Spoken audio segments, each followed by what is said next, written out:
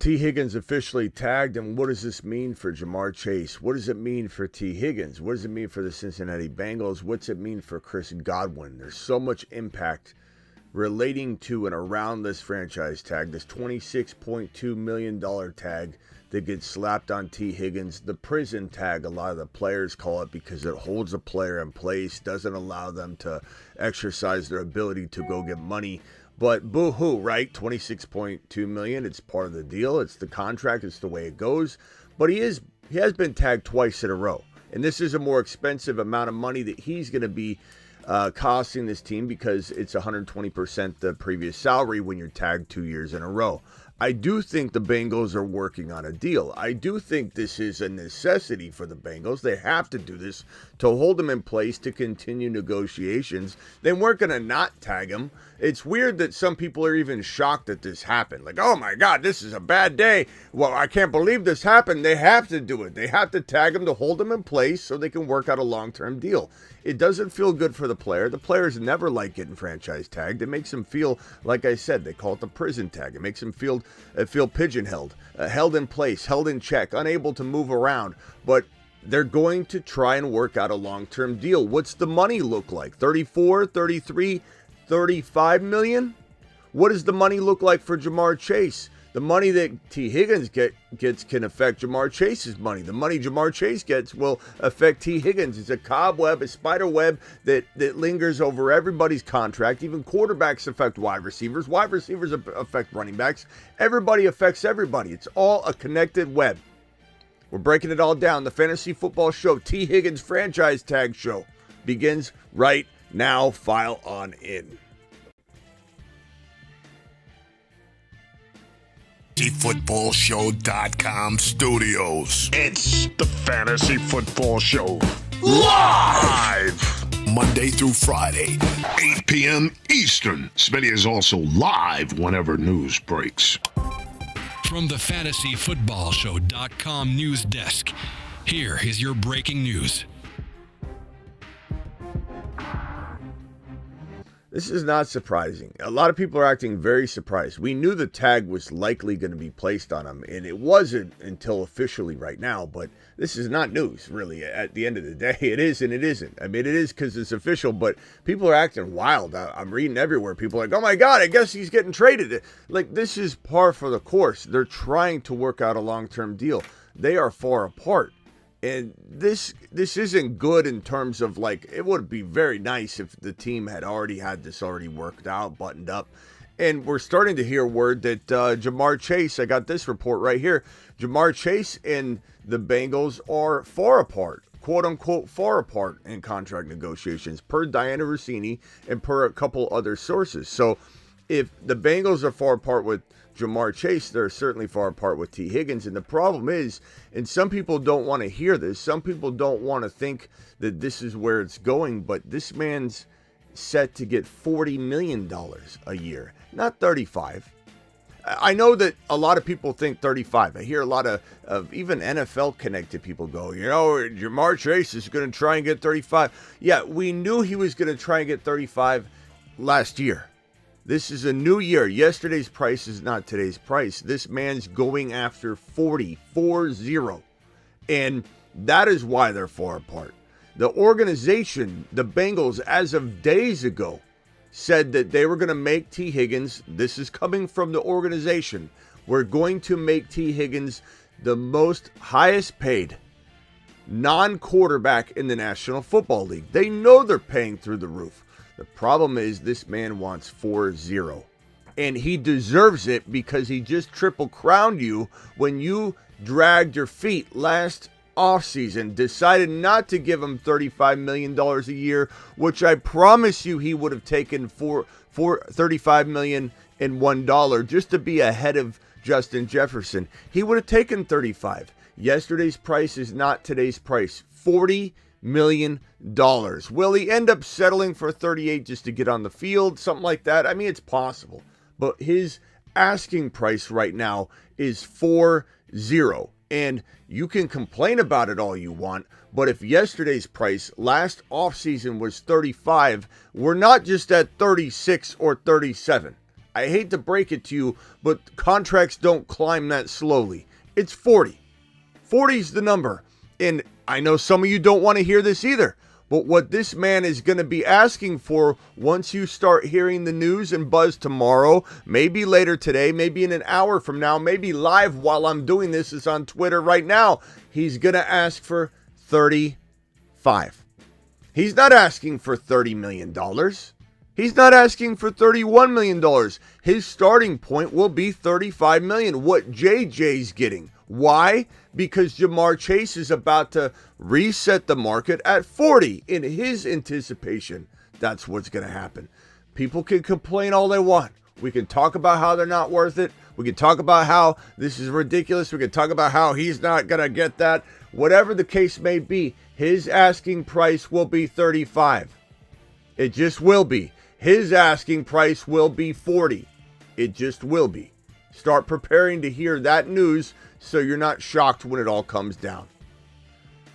Now, from the perspective of trying to predict how quickly all of this can get unpacked, signed, sealed, delivered, executed, and we move on our merry way with a very successful offseason, plan of attack for the Bengals to make a Super Bowl? I think so. I think the Bengals might be the dark horse Super Bowl showing team in the AFC in 2025. I think this might be my pick if they can button this up quickly. The concern here, and they'll use the draft to address the defense, calm down. I really don't know how smart this owner is. I really don't know how in tune he is with what the market is and what he's going to have to pay Jamar Chase and T. Higgins. There is a chance that T. Higgins plays on the tag in 2025. You have to understand there are levels to all of this. And if Jamar Chase gets that $40 million level, the $35 million price tag that T. Higgins will want and could stand on principle about is going to be harder for the Bengals to reach. If T. Higgins or if Jamar Chase gets 37.5 or 38 million a year, then T. Higgins will probably get 33, 34, 32.5, which is a much more reasonable sum total, obviously, for the Bengals to pull off. So really what it does come down to is if this man gets 40 or not. If he gets 40, there's a higher likelihood, not a guarantee, a higher likelihood that this man is pushed to the limits and the brink of disaster and requesting a trade, wanting out of Cincinnati, wanting his $35 million, and that's that. We could see that if Jamar Chase gets his deal first and gets $40 million a year. Jamar Chase's deal could set the tone for whether he even requests a trade. The Jamar Chase deal sets the tone of whether the Bengals quickly get T. Higgins signed or can't get him signed because he wants $35 million a year. So is there a chance that T. Higgins gets traded? Of course. And what is the recipe that I've taught everybody is required for a team to trade a really good player that no one wants to trade? We're not talking about Cooper Kupp. The team wants to trade Cooper Kupp. We're talking about a player that Joe Burrow doesn't want to trade, the Bengal fan base doesn't want to trade, the team doesn't want to trade. Nobody wants to trade him. What is the formula? The formula is very simple. Disgruntled player, fractured relationship between team and player, and it can just be the player's fractured away from the team or the team's fractured away from the player, but a fracture is required and an offer that the team that has the fractured relationship with player cannot refuse. Those are the only two ingredients involved in the recipe that is needed for a trade to take place that includes a player that is not desired to be traded. You can't sit here and say, Smitty, nobody's going to trade him. They could if those two components are involved. You also have one small potential bump in the road, which would be a dead cap or something. Like in the case of Justin Herbert, his dead cap is so huge. Or in the case of Brandon Ayuk, Brandon Ayuk might be on the move right now. I don't think so. Not with the brand new contract, with the amount of money that would hit the Niners in dead cap. No, there's certain things that can't take place, but with a franchise tag player, especially a franchise tag and trade player, that type of situation, totally tradable. There is a recipe to get him in another uniform, and that is fracture the relationship, which he might look to do in the coming weeks, because guess what? He's on borrowed time. Why is he on borrowed time? Because the NFL draft is approaching. Why does that matter? Because any team, the Bengals in this situation, they are going to trade a player they don't want to trade, and they've got held in check with the franchise tag. He's helpless other than causing chaos. That's his only leverage, which is strong. It caused Ayuk to get booted out of San Francisco. Or almost booted out of San Francisco. His mentals got booted out of San Francisco. Ayuk ruined everything. He demolished his whole career by this lengthy holdout, and that is what his leverage is, to get it messy, make the Bengals say, "Look, we got to prepare for the season. Let's get rid of him." Okay, but the leverage is tough to use as a player when the now draft capital of the current draft passes. The Bengals want now draft capital. The Bengals can win right now. The Bengals would want Chris Godwin and sign him early. So, yeah, he'll be off the table. Chris Godwin's going to sign like that. And boy, does this news help Chris Godwin. Because now that Chris Godwin's the only top wide receiver on the free agent pool, Higgins has been removed because he's not a free agent anymore. He's tagged, or he wasn't a free agent, but he's tagged. So Godwin's price tag goes up, which could also affect T. Higgins. If he gets 33, 34 million, T. Higgins will certainly ask for 35 million.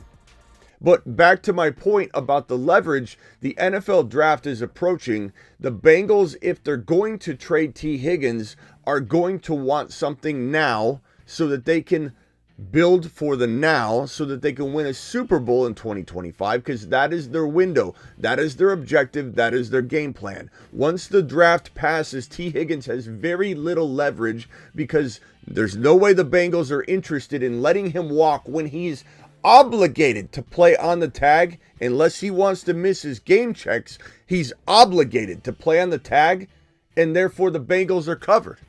They just have to weather through his disaster, his absolute severing of the relationship, and trying to make a big mess. He's obligated. They get to use all their draft capital. They're building for the 2025 season. If they're trading him, they want something now. So this could get very messy very quickly. It could get semi-messy just as a ploy, a posturing to get a deal done.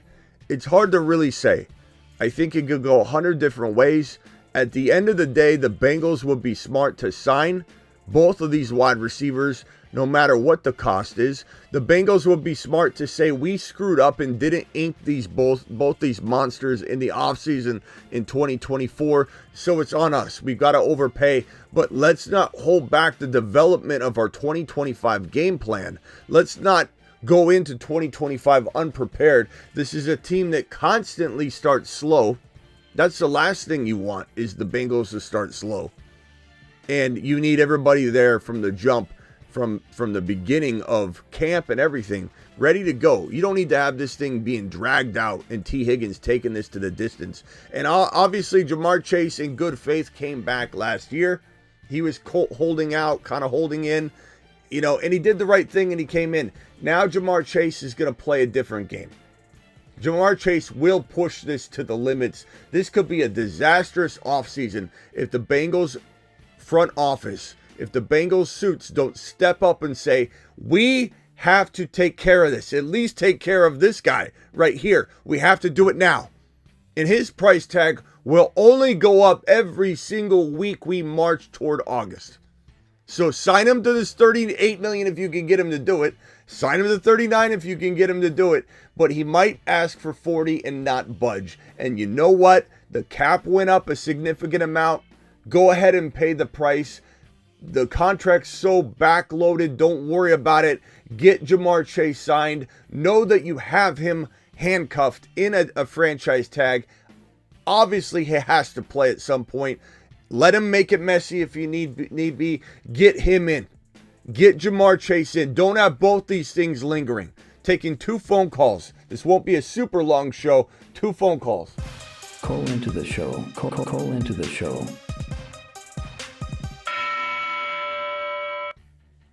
2 phone calls. We're out of here in T-minus about 2 minutes. So if anybody wants to have a conversation real quickly, you have basically, 1 question. So dial in. What do I predict is going to happen? I think Jamar Chase signs. I don't, to be honest with you, I'd be guessing.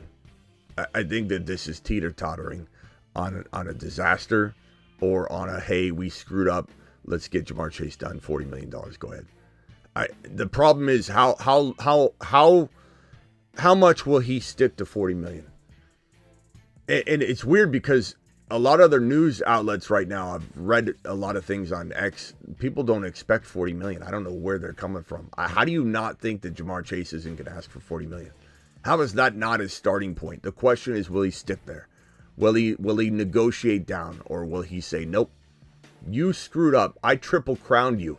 I triple dog dared you. And I'm part of the pancake stack. The stack above all stacks. It's time to drop the pancake emojis in the live chat.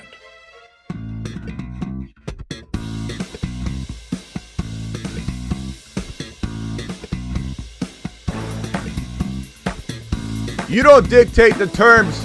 We dictate the terms, says these players. Jamar Chase pancake stacks you, gets the triple crown, double stamps the triple stamp, and you want to negotiate with him?